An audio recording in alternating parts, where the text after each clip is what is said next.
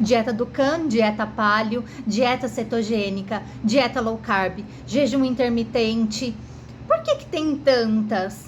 E a gente ainda fica se degladiando para conseguir seguir alguma coisa e manter. E por que será que muita gente não consegue manter? Já que as dietas são tão maravilhosas, então são a solução da vida das pessoas. Pois então vamos lá, que até com outra roupa eu tô, para te explicar com um Lego de cachorrinho sobre escolhas alimentares, tipo de dieta, por que esse tipo de coisa é furada e que não necessariamente você precisa seguir uma dieta restrita para você conseguir atingir objetivos que você tenha. Quer dizer, existem outras questões, como no caso do fisiculturismo e etc, mas só esse que é muito específico. Agora, se você só quer baixar teu peso, melhorar a sua composição nutricional, você não precisa viver daquele jeito pesando a sua comida, porque isso tem outro nome, chama obsessão. Você já deve ter ouvido falar em caloria, déficit calórico e tudo mais. Então, o que é isso? Os alimentos podem ser divididos ou classificados em grupos como macronutrientes, aqueles que fornecem os macronutrientes, e os que fornecem micronutrientes. Vou representar isso com o quê? Com notinha de mentira, tá? O que é essa tal de macronutrientes? Alimentos que estão nessa categoria de macronutrientes, que são carboidratos, proteínas e gorduras, certo? Só esses três.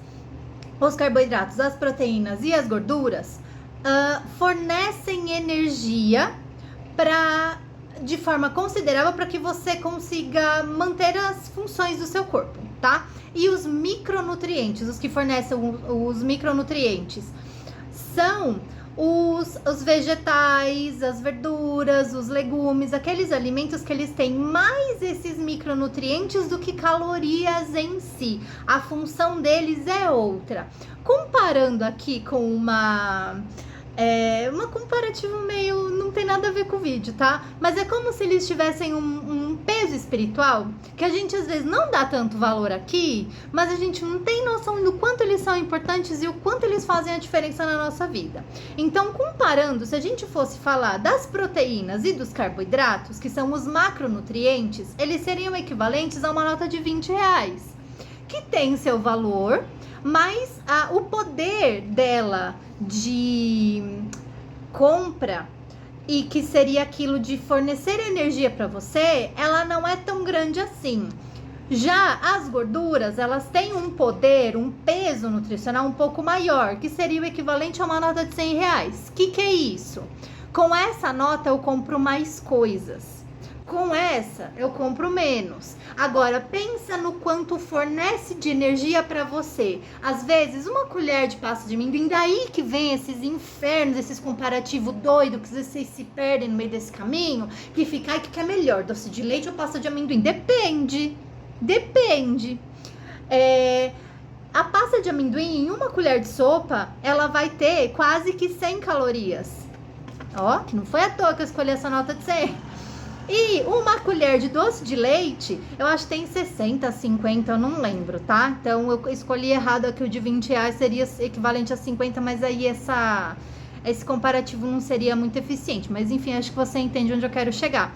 Ou seja, com menos de um determinado grupo, ela tem uma concentração maior de energia. O que faz isso? E aí, como você usa isso na sua vida? Ai, alimentos calóricos eu não como. Não, você tem que entender o quanto daquela porção se adequa ao objetivo que você tem. Porque se você está no tal do déficit calórico, ou se você está querendo emagrecer, prestando atenção nas quantidades que você come, você precisa estar atenta que não dá para pegar um pacotinho de amendoim de 100 gramas, 150 gramas e comer como se não houvesse amanhã. E eu digo mais, isso não é pra ninguém, tá? A gente não tem que comer como se não houvesse amanhã ou sem preocupação, esteja em processo de emagrecimento, esteja em processo de... Não tem que ser assim, a gente tem que ter consciência do que a gente tá fazendo, né? Então, não sei se ficou clara essa explicação, né? E, enfim, e aí o que acontece? Os grupos alimentares, todos eles são importantes, como se eu quisesse montar esse cachorrinho aqui. O que acontece? Você vê que tem peças que são as peças aqui, ó, caramelo. Eu tô com preguiça de virar a tela, tá, minha gente? Perdoem. As peças que são brancas e outras peças que fazem parte de alguns detalhes desse cachorrinho. Agora, se eu pegar e pensar que as peças caramelo são os carboidratos, as peças brancas são as proteínas e as peças pequenininhas são os vegetais, legumes e verduras, né? E aí a gente pode dividir aqui as peças caramelo como se fosse tanto carboidrato quanto gordura. Não dá para eu montar um cachorrinho excluindo essas peças e achando que tá tudo bem. Se tá na natureza, a gente precisa consumir, tem fundamento, precisa ser desse jeito, tem importância, tem um peso. Agora, se a gente não sabe lidar com isso, aí é um problema de quem? Aí o que eu tenho que fazer? Ou eu aprendo a lidar, ou eu vou viver a vida inventando pasta de amendoim sem gordura, não sei das quantas sem carboidrato. Existe isso? Não tem como. A alimentação, ela é do jeito que tem que ser. Tem gordura inserida ali no meio de algumas fibras da carne, é normal. Ou você vai viver de patinho pro resto da vida? Não dá, sabe? É o que eu falo, até dá.